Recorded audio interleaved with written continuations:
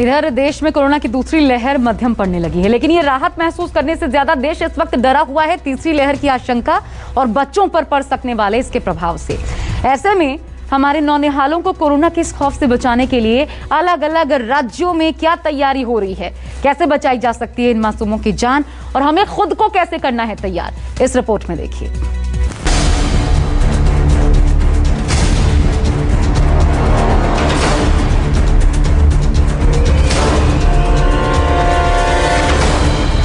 Corona की दूसरी लहर की तबाही के बीच तीसरी लहर की आशंका जताई जा रही है। बच्चों को कोरोना से बचाने के लिए देश में युद्ध स्तर पर तैयारियां शुरू हो चुकी हैं। हर हाल में तीसरी लहर की रफ्तार पर ब्रेक लगाने की कोशिश हो रही है। प्रधानमंत्री मोदी भी हालात पर बारीकी से नजर रखे हुए हैं, हाई लेवल बैठक कर रहे हैं। वहीं राहत की खबर ये है कि देश में नाक के जरिए दी जाने वाली वैक्सीन का परीक्षण तेजी से चल रहा है। WHO ने भारत की इस नेजल वैक्सीन को बच्चों के लिए गेम चेंजर बताया है। WHO की वैज्ञानिक सौम्या स्वामीनाथन ने एक इंटरव्यू में दावा किया है कि भारत में जो नेजल वैक्सीन बन रही है वो बच्चों के लिए गेम चेंजर साबित हो सकती है। बच्चों को नेजल वैक्सीन लगाना काफी आसान होगा, साथ ही वो बच्चों की सांस की नली को प्रतिरक्षा प्रदान करेगी। बच्चों को कोरोना की चपेट से बचाने और तीसरी लहर की आशंका के बीच अलग अलग राज्यों ने तैयारियां शुरू कर दी हैं। महाराष्ट्र में बच्चों के लिए स्पेशल कोविड सेंटर बनाए जा रहे हैं, क्योंकि मुंबई और महाराष्ट्र में बच्चों के संक्रमण के आंकड़ों में काफी बढ़ोतरी देखी जा रही है। पिछले 2 महीनों में 60,000 से ज्यादा केस सामने आ चुके हैं। ऐसे में मासूमों को महामारी से बचाने के लिए हर स्तर पर काम किया जा रहा है।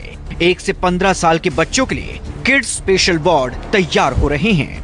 मुंबई के जोगेश्वरी इलाके में BMC की मदद से डॉक्टर्स फॉर यू NGO ने कोविड सेंटर बनाया है, जिसमें मासूमों के इलाज और देखभाल के लिए खास व्यवस्था की गई है। सबसे पहले हम आपको दिखाना चाहेंगे, हम किसी घर में नहीं हैं, बल्कि एक अस्पताल कन्वर्ट किया गया है एक फ्लोर पर, खास तरह से बच्चों के लिए, जहां पर आपको सारे तरह के जो खेल से जुड़े हुए सामान हैं, बच्चों के खिलौने हैं, वो आपको फ्लोर पर यहाँ नज़र आ जाएंगे। इसके साथ साथ स्केटिंग के लिए यहाँ पर देख सकते हैं किस तरह से बच्चों के लिए पूरी तैयारी की गई है। अलग अलग तरह के ये खिलौने हैं जो बच्चों का मनोरंजन करेंगे, क्योंकि बच्चे जो हैं वो उन्हें नहीं पता कि ये खतरा कितना बड़ा है और कितना घातक हो सकता है, लेकिन डॉक्टर जो हैं उसी तरह से उनका ख्याल रखेंगे जिस तरह से वो अपने घर में अपने परिवार के लोगों के बीच रहते हैं। एक अगर कमरे की बात की जाए तो एक कमरे में 2 बेड का इंतज़ाम किया गया है। पहला बेड होगा जहाँ पर जो बच्चा होगा जो संक्रमित होगा उसका इलाज किया जाएगा। उसके साथ साथ दूसरे इसी कमरे में लगा हुआ जो दूसरा बेड है, यहाँ पर जो पेरेंट्स हैं, ख़ास तौर पर बात करूँ तो 1 साल से 14-15 साल की उम्र के बच्चे कई ऐसे होते हैं जो अपने पेरेंट्स के बिना नहीं रह सकते हैं, तो उसका भी ख्याल रखा गया है। इस कोविड सेंटर में भर्ती बच्चों को टेंशन फ्री घर जैसा माहौल देने की कोशिश की गई है, ताकि इलाज के दौरान बच्चों पर किसी तरह का कोई मानसिक दबाव ना पड़े। और यहाँ पर बच्चों को लेकर जो तैयारी की गई है, अलग अलग तरह के कार्टून्स यहाँ पर दिखाने की कोशिश की गई है। कैसे आइडिया है?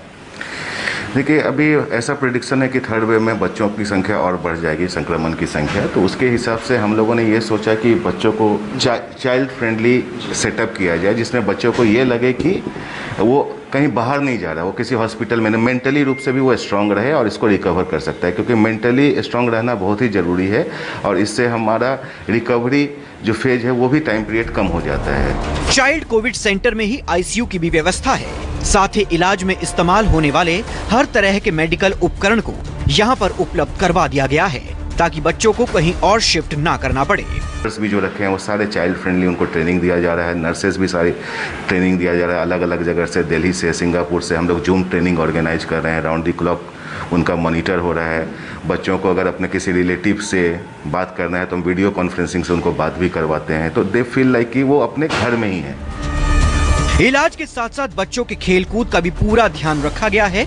साथ ही डॉक्टर्स और नर्स की ऐसी टीम तैयार की गई है जिन्हें बच्चों को संभालने और उनके साथ प्यार से व्यवहार करने की ट्रेनिंग भी दी गई है, ताकि बच्चों को यहाँ पर घर जैसा माहौल मिल सके।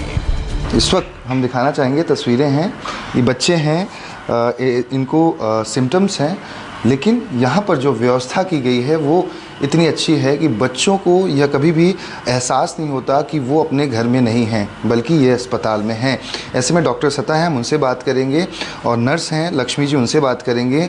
इन्हें बाकायदा ट्रेनिंग इस तरह से दी गई है कि बच्चों का किस तरह से ख्याल रखना है, उन्हें सकारात्मक किस तरह से अनुभव कराना है, ये सारी चीज़ें इन्हें बाकायदा ट्रेनिंग दी गई हैं। और इसी तरह से बच्चों से बात करते रहते हैं, उनके भविष्य के बारे में पूछते रहते हैं, वो क्या बनना चाहते हैं, क्या करना चाहते हैं, क्या खाते हैं और क्या कुछ पसंद है।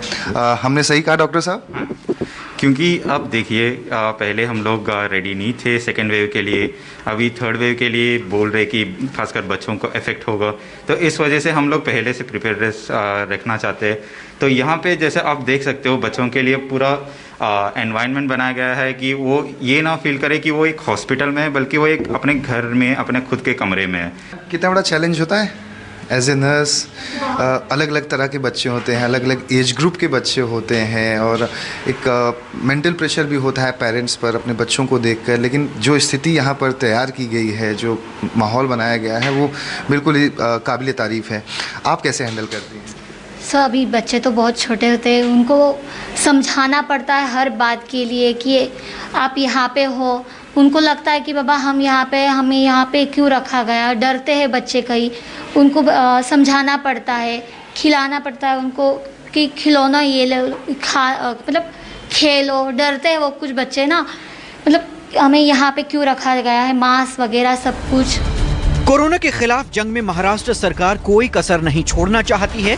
मुख्यमंत्री उद्धव ठाकरे ने टास्क फोर्स और चाइल्ड स्पेशलिस्ट डॉक्टरों के साथ बैठक की, जिसमें बच्चों पर संभावित कोरोना के खतरे और तैयारियों को लेकर चर्चा की गई। महाराष्ट्र में एक तरफ सरकार युद्ध स्तर पर तैयारी में जुटी है, तो दूसरी तरफ रिलायंस इंडस्ट्रीज के चेयरमैन मुकेश अंबानी और रिलायंस फाउंडेशन की चेयरपर्सन और संस्थापक नीता अंबानी ने भी मोर्चा संभाल लिया है। कोरोना की तीसरी लहर को देखते हुए सर HN रिलायंस फाउंडेशन अस्पताल ने मुंबई में बड़ों के साथ साथ बच्चों के लिए भी बेड के प्रबंधन की दिशा में ऑपरेशंस को बढ़ा दिया है। यह अस्पताल स्पेशल चाइल्ड केयर सुविधाओं को बढ़ाने पर फोकस कर रहा है, यानी सरकार से लेकर निजी संस्थाओं तक सभी मासूमों पर आने वाले हर खतरे से पहले कवच बनकर तैयार हो चुके हैं। इधर दिल्ली में भी सरकार मोर्चे पर डट चुकी है। 12वीं की परीक्षा को लेकर GOM और राज्यों के शिक्षा मंत्रियों के साथ बैठक में दिल्ली के डिप्टी CM और शिक्षा मंत्री मनीष सिसोदिया ने भी बच्चों के वैक्सीनेशन की बात रखी। हमारे सामने बार बार ये बात भी आ रही है कि तीसरी वेव भी आ सकती है, और ये बात बार बार कही जा रही है अलग अलग सेक्टर से कि तीसरी वेव अगर आती है तो बच्चों को सबसे ज्यादा नुकसान पहुंचाएगी तीसरी वेव। केंद्र सरकार से हमारा निवेदन है कि 1.5 करोड़ बच्चों के लिए और स्कूल के सारे टीचर्स के लिए, लगभग 1.5 करोड़ ही टीचर्स हैं, तो 1.5 करोड़ बच्चों के लिए और 1.5 करोड़ टीचर्स के लिए लगभग 3 करोड़ लोगों के लिए सबसे पहले वैक्सीन लेके आई जाए, जो बच्चों के लिए लगाई जा सके। कोरोना को हराने की हर संभव कोशिश हो रही है, वहीं दूसरी तरफ बच्चों में कोरोना को लेकर हुई एक स्टडी से राहत मिलती हुई दिखाई दे रही है। रिसर्च में एक्सपर्ट दावा कर रहे हैं कि बड़ों के मुकाबले बच्चे ज्यादा आसानी से वायरस को मात देने में सक्षम हैं। रिसर्च के दौरान सामने आए आंकड़ों के मुताबिक मेरठ में 1385 बच्चे कोरोना से संक्रमित पाए गए। राहत की खबर ये रही कि रिकवरी रेट भी 100% रहा। बुलंदशहर में 338 बच्चे संक्रमित हुए, यहाँ भी रिकवरी रेट 100% रहा। बरेली में 1277 बच्चे बीमार हुए, इनमें से 319 अस्पताल में भर्ती हुए थे। रिकवरी रेट यहाँ भी 100% रहा। शाहजहांपुर में 604 बच्चे कोरोना पॉजिटिव मिले, एक बच्ची की मौत हुई, यहाँ भी रिकवरी रेट 100% रहा। नोएडा में 157 बच्चे संक्रमित हुए, 5 बच्चों की मौत हुई, 60 बच्चे घर पर ही ठीक हो गए। गाजियाबाद में सबसे ज्यादा 3199 बच्चे कोरोना से संक्रमित हुए, यहाँ भी रिकवरी रेट 100% रहा। करीब 20 शहरों में 16 साल तक के कोरोना से संक्रमित बच्चों पर यह स्टडी की गई थी, जिससे पता चला कि बच्चे बीमार तो पड़ रहे हैं, अस्पतालों में भी भर्ती हो रहे हैं, लेकिन 0.10% को छोड़कर सभी स्वस्थ हैं। ये आंकड़े एक तरफ दिल को सुकून दे रहे हैं तो दूसरी तरफ कुछ डराने वाली खबरें भी सामने आ रही हैं। राजस्थान के दौसा में 341 बच्चे कोरोना वायरस की चपेट में आ गए हैं। राहत की बात यह है कि इनमें से कोई बच्चा सीरियस नहीं है। बताया जा रहा है कि संक्रमण से प्रभावित बच्चों में हल्का बुखार, खांसी, जुकाम, सांस लेने में दिक्कत, खाने में स्वाद न आना, सूंघने की क्षमता कम होना, मांसपेशियों में दर्द जैसे लक्षण दिखाई दे रहे हैं। बच्चों में तीसरी लहर के अटैक की आशंका के बीच राष्ट्रीय बाल अधिकार संरक्षण आयोग भी अलर्ट हो गया है। आयोग ने सभी राज्यों से एक हफ्ते के अंदर बच्चों के लिए हेल्थ इंफ्रास्ट्रक्चर के आंकड़े जमा करने का आदेश दिया है ताकि आपदा के वक्त बहानेबाजी की गुंजाइश न रह जाए। मुंबई से दीपक दुबे के साथ ब्यूरो रिपोर्ट, न्यूज़ 24।